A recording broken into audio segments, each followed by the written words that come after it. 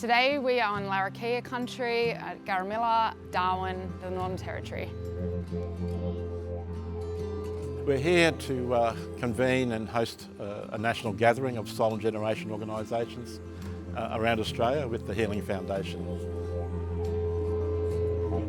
This event is really important because it's really history in the making. It's that opportunity for us to come back together, look at where the bringing them home recommendations are, talk through what some of the things that are working well, what are some of the things that need to be improved on, and what do we need to advocate for on a national, state and territory level to ensure that we see the implementation of those recommendations fully.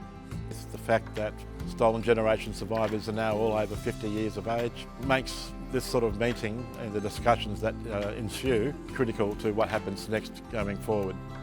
My hope out of this gathering is that we get that understanding and awareness of other stolen genders groups and the activities and initiatives they're doing. Well, this is the sort of stuff that we've been sort of asking for a long time.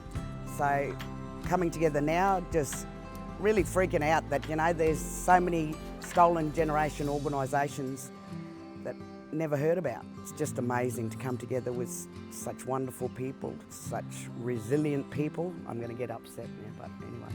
So those sorts of things is really important for us, and well done to the Healing Foundation. I want to thank those members of the Stolen Generations who once again and courageously come forward to tell their stories and to tell the story of the impact on them personally and their families since the report was delivered and the lack of action on the recommendations. It's sad,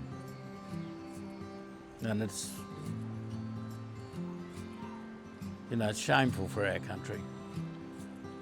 We've already connected with one of the women from North Queensland who didn't know exactly where her grandmother people were, and her grandmother's people are sitting here.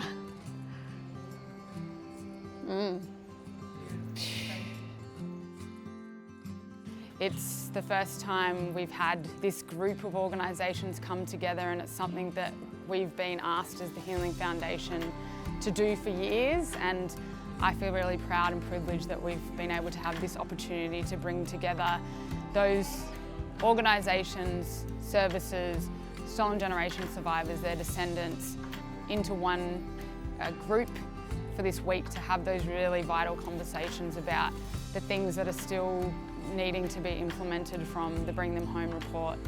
We're having some really great discussions about redress and compensation for survivors, looking at access to records, what ageing well looks like for our elders, and also what does that support look like for the stolen generation organisations across the country that often are volunteer-based, they don't get adequate funding.